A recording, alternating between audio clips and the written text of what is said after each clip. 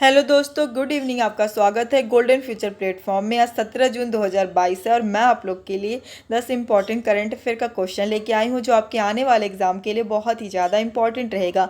अगर आप लोग मेरे चैनल पे नए हो तो चैनल को सब्सक्राइब कर लेना और बेल आइकन दबाना मत भूलना, जिससे कि आप लोग को मेरे आने वाले करंट अफेयर वीडियोज़ के नोटिफिकेशन मिल जाए और आपका एक भी इंपॉर्टेंट वीडियोज़ मिस ना होने पाए। आज मैं सुबह आप लोग को वीडियो अपलोड नहीं कर पाई थी क्योंकि मेरे एरिया का इंटरनेट की फैसिलिटी बंद हो गई थी, क्योंकि यहाँ पे ना अग्निपथ योजना के लिए प्रोटेस्ट चल रहा है।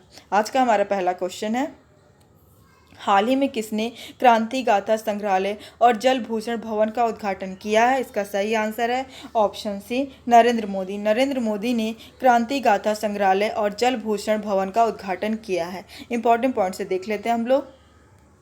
राजभवन में प्रधानमंत्री नरेंद्र मोदी ने नए जल भूषण भवन और क्रांति गाथा भूमिगत गैलरी का उद्घाटन किया है। इस मौके पर महाराष्ट्र के मुख्यमंत्री उद्धव ठाकरे और राज्यपाल भगत सिंह कोश्यारी मौजूद रहे हैं।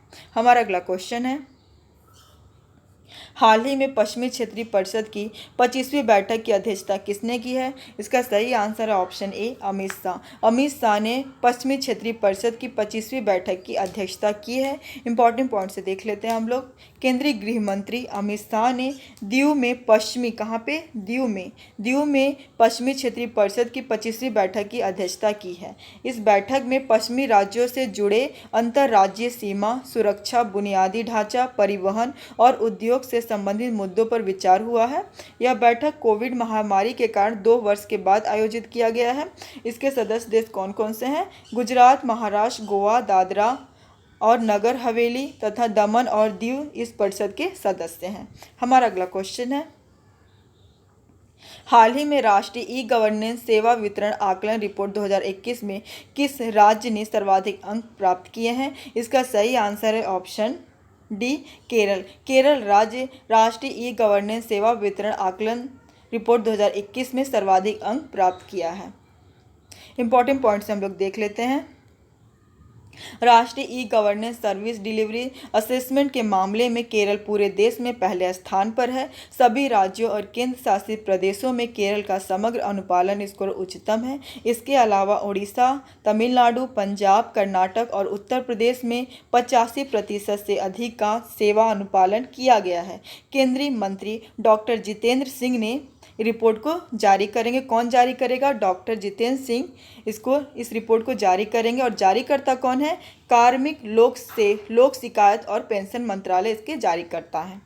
हमारा अगला क्वेश्चन है, हाल ही में एशिया के सबसे लंबे दांत वाले हाथी भोगेश्वर का निधन कहाँ हुआ है? इसका सही आंसर है ऑप्शन सी, कर्नाटक। कर्नाटक राज्य में एशिया के सबसे लंबे दांत वाले हाथी भोगेश्वर का निधन हुआ है। इंपॉर्टेंट पॉइंट से देख लेते हैं हम लोग।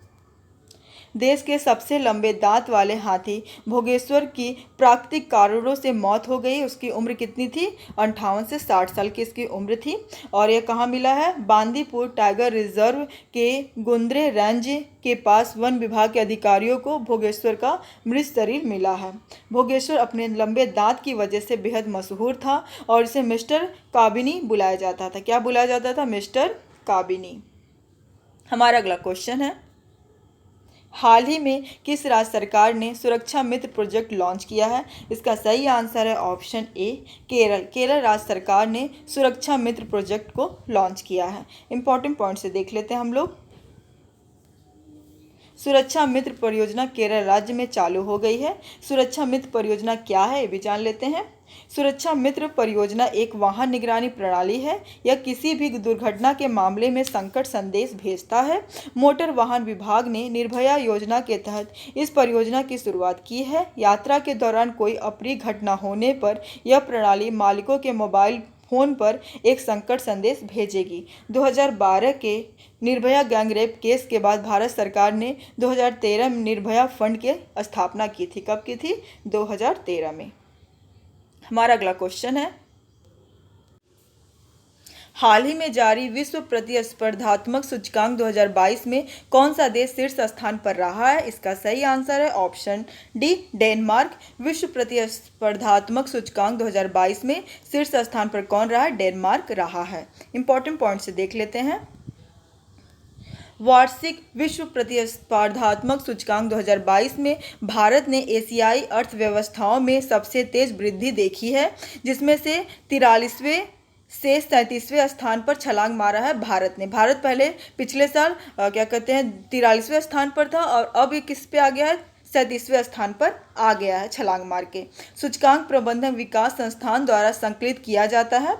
डेनमार्क पिछले साल तीसरे स्थान से 63 देशों की सूची में, कितने देशों की सूची में, 63 देशों की सूची में डेनमार्क पहले स्थान पर है, स्विट्जरलैंड दूसरे स्थान पर है और सिंगापुर तीसरे स्थान पर है। हमारा अगला क्वेश्चन है, हाल ही में कर्नाटक के लोकायुक्त के रूप में किसने शपथ ग्रहण की है? इसका सही आंसर है option C, BS Patil. BS Patil Karnataka के लोकायुक्त के रूप में शपथ ग्रहण की है। इंपॉर्टेंट पॉइंट से देख लेते हैं हम लोग। कर्नाटक उच्च न्यायालय के पूर्व न्यायाधीश भीमन गौड़ा संगंगौड़ा पाटिल ने कर्नाटक के लोकायुक्त के रूप में शपथ ग्रहण की है। इनका शॉर्ट नेम है BS पाटिल। कर्नाटक आया तो कर्नाटक के बारे में जान लेते हैं। कर्नाटक की राजधानी है बेंगलुरु। मुख्यमंत्री है बसवराज बोमई। कर्नाटक के राज्यपाल हैं थावरचंद गहलोत। हमारा अगला क्वेश्चन है, भारतीय रेलवे के प्रौद्योगिकी के एकीकरण को मजबूत करने के लिए स्टार्टअप नीति को किसने शुरू किया है? इसका सही आंसर है ऑप्शन बी, अश्वनी वैष्णव ने स्टार्टअप नीति को शुरू किया है। इंपॉर्टेंट पॉइंट से देख लेते हैं हम लोग।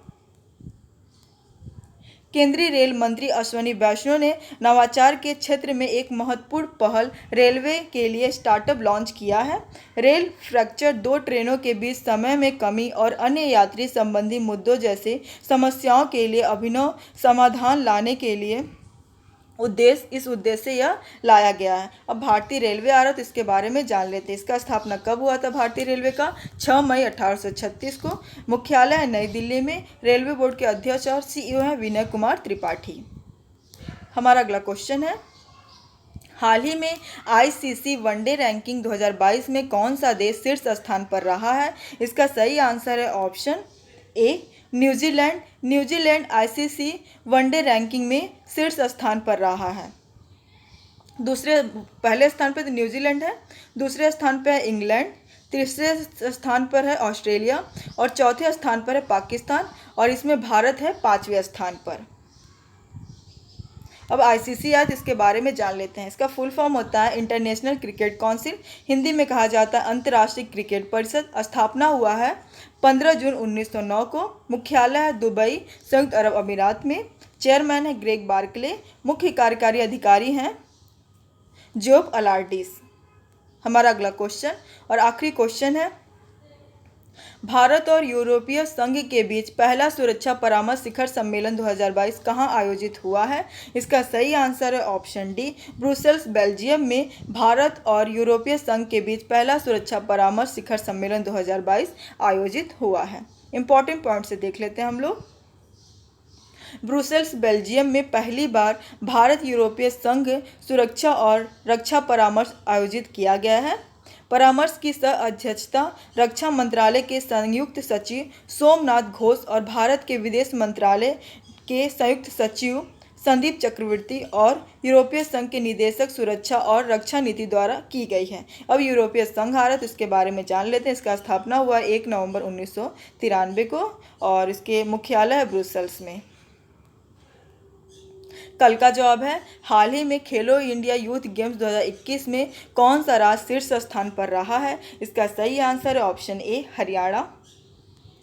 हरियाणा शीर्ष स्थान पर रहा है। दूसरे स्थान पर रहा है महाराष्ट्र। तीसरे स्थान पर रहा है Karnataka.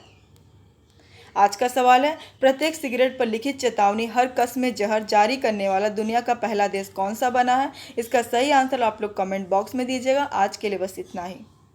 Thank you for watching.